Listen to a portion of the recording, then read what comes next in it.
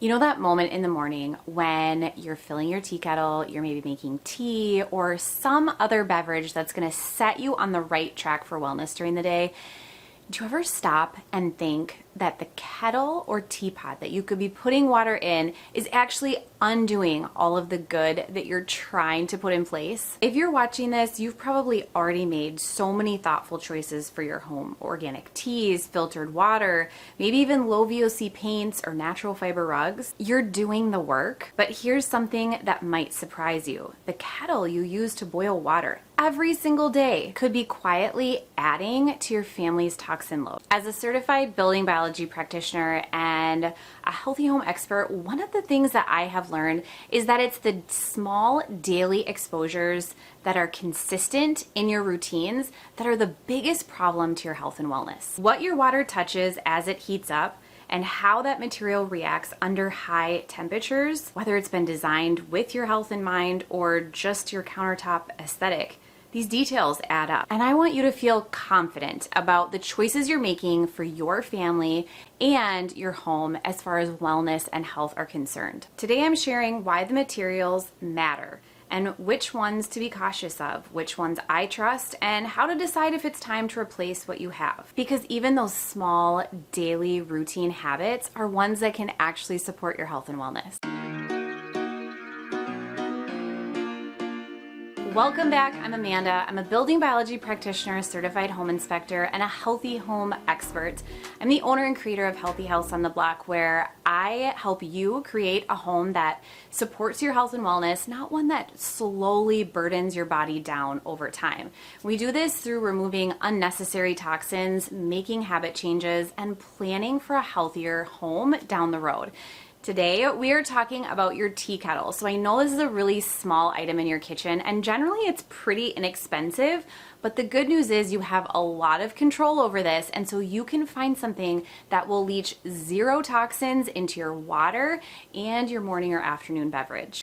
So when you fill your kettle to boil water or your teapot, you're not just heating that water, you're actually introducing it to whatever surfaces it touches, and those surfaces can react under high heat, acidic conditions, say if you were to add lemon or something like that, or with long-term use. So research shows that the glazes, the metal alloys, and the coatings, those can degrade over time with heat, and they start releasing heavy metals like lead or cadmium into the water. Now, from a building biology perspective, there are two really big things that I think about. First and foremost is your toxin burden. So every sip of water that touches a reactive surface, that becomes a tiny exposure. And yes, it actually does add up. Second is your nervous system and your immune load. So when your body's constantly dealing with silent stressors, this could be poor indoor air, it could be EMFs, it could be even inadequate sleep. Minimizing these avoidable exposures, like what you boil your water in, it actually frees up your physiology to focus on repair and healing. And so by choosing the right kettle materials, it isn't just about function or how it looks on your counter, it's actually a health decision. I'm going to be honest with you, there are certain kettle materials and design choices that I really encourage my clients to be cautious of. And first on that list is aluminum or any non-food grade metals. So aluminum is more reactive with acidic water, and under heat stress, it can actually leach into your water. Now, there is some research that suggests this could add to your body's heavy metal burden, which is something we're all trying to reduce, not increase. And it has also been linked to Parkinson's and Alzheimer's after having multiple exposures.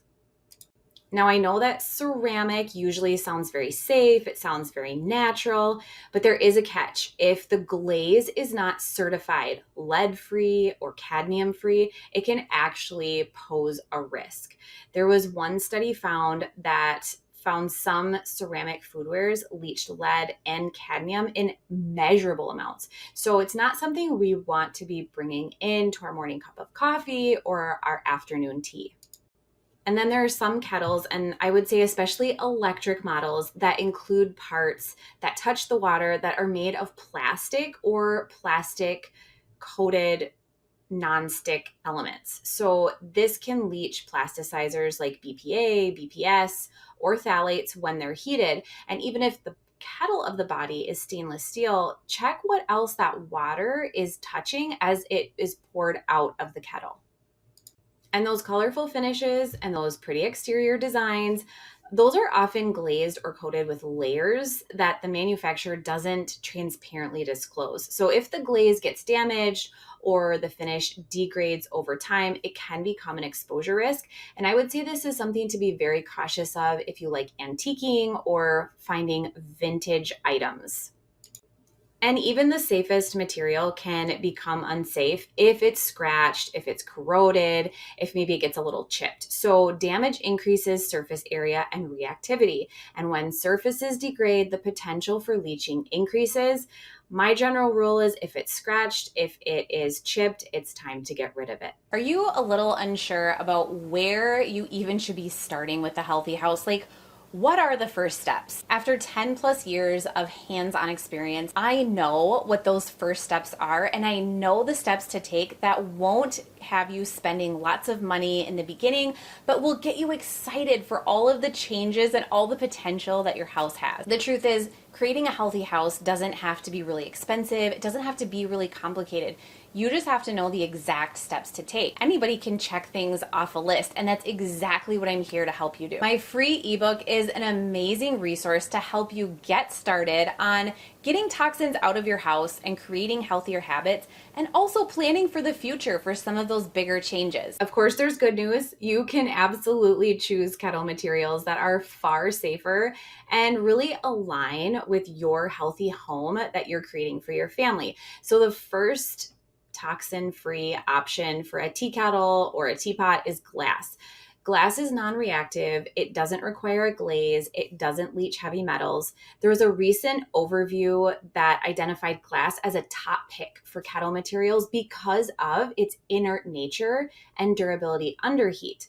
So I actually love glass kettles because you can see what's happening inside. So you know if it's cleaned out, there's no particles left, and there's nothing to worry about. We can't have mold growing in these because there aren't tiny little spots that water can sit for long periods of time. So when we're looking at high grade stainless steel, we want to look for a food grade, a 304. When properly made, this is a strong choice. It's non-reactive, it's durable, and among metal options, stainless steel is a far safer pick compared to reactive alloys like aluminum. So just make sure that it is labeled food grade, that you're getting a high quality stainless steel that will not corrode over time. Ceramic is another really good option, but this is only if that glaze is certified lead-free and cadmium-free, and if the brand is transparent. So if you go ceramic, you'll want to verify testing and certifications of the glaze. Now that said, ceramic with a safe glaze can be a wonderful non-toxic option. The key is knowing what you're getting. I, of course, choose Extrema as my 100% verified ceramic option for pots, pans, tea kettles, and bakeware. And so I love their tea kettles and teapots. And there's some other design considerations. So we want to avoid kettles with plastic parts or internal coatings that contact boiling water. So choose one with minimal or no coatings, with clear labels that tell you it is a lead-free glaze or that it is food grade stainless steel. You want to make sure the model fits your stovetop or your electric setup. And if you have a gas stovetop, you'll want to look for something that is okay to use with gas. There are a few different options out there when you're looking between gas and electric, and then plan to maintain it properly. So you want to descale it regularly if you need to, and then avoid any sort of damage to the exterior or interior of that kettle. So you know that my motto is that we don't have to swap everything at once. We don't have to throw everything out. This is the same, but there are a few things you want to look at with your current tea kettle, kind of through a healthy home lens, and decide if it really is serving you well. So first and foremost, we're going to do a visual inspection. Open the lid, look inside. Is the interior smooth and intact, or is it scratched and chipped, showing rust or scale? So these are all things you're going to have to be very aware of. And then you want to see if you have a material that's labeled. So if it says manufactured with food grade 304 stainless steel, great. If it says it has a lead-free glazed ceramic, great. But does it have plastic parts inside where the water sits, or are you unsure of what the interior is? This is going to give you a different answer in terms of how fast you need to replace this. So once you've decided that maybe you're going to consider getting a new tea kettle or teapot, you can ask yourself some questions. Did I choose this kettle mostly for looks or appearances rather than safety? You can also kind of think, where did you get it? Is it a cheap order off of Amazon? Did you get it at a high quality kitchen store? This will kind of give you some insight as to what type of material this might be using. You can also think about, are you using this with acidic beverages? Do you put lemon in your tea or boiling water? Are you using it often? Are you using it daily? Do you see scale or buildup damage? All of these things will kind of play a part in the determination if you're going to replace it or not. So if the interior is scratched or chipped or unlabeled, it might be time to consider replacing it. And if you bought a cheap ceramic or a cheap coated kettle without transparency on materials, this is also another time I would consider upgrading. So if you're using an electric kettle with many plastic parts that are in contact with the water, again, another time to evaluate whether you can move to a safer material or not. So finally, when you're ready to replace, there are a few things you can look for. And first and foremost is non-reactive materials. So we talked about these: glass or verified stainless. You can look for minimal plastic in contact with the water. Another thing to look for is a brand that provides a certification or material disclosure, and something that actually fits your stovetop type is very important, but often missed. You want to look for something that's easy to maintain, so you'll actually take care of it. We want to find something where water isn't going to be sitting in little crevices and spots that can grow mold or bacteria. And then choosing a capacity that's appropriate for your household is another thing to take into consideration. You'll avoid overboiling water, which reduces energy use and can add humidity to your air and stress to your home. So on the blog this week, and I will put a link above for you, I have listed out about 8 brands and options that I would choose for my own healthy house. So I'm including them as examples.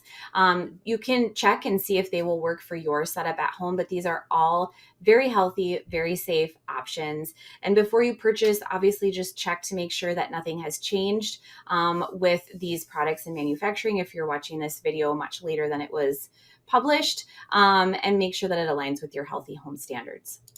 So in the big picture of creating a low toxin, supportive home environment, choosing the right kettle is a subtle but very meaningful step.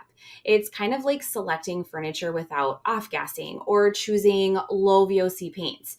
Each of these decisions adds up. When you boil water in a kettle made from a safe material, you're actually reducing a hidden daily exposure. And then over time, that small shift will truly matter. When I work with clients, I always remind them healthy homes, they're not built overnight. They're created through these micro decisions that you're making: choosing safer cookware, low VOC materials, filtered water, better air quality. All of these things add up. And your kettle is one of those smart micro decisions that actually supports your body's ability to rest, grow, and heal. So if you're still using a kettle you choose purely for looks or lowest price, I really want you to pause. I want you to just rethink that choice. That daily item touches hot water, your coffee, your tea, and in a way, your nervous system every single time you use it. So selecting a kettle built from safe materials with transparent certifications is a really meaningful step toward the confident, toxin-aware home that you're building for you and your family. Thank you so much for hanging out with me today. I hope you were able to take at least one thing from this week's video and apply it to your own morning routine or your kitchen. If you found this video helpful, definitely give it a like. And be sure to subscribe to my channel because I am here every single week with new tips and new ideas on how to create a space that truly supports your health and your wellness.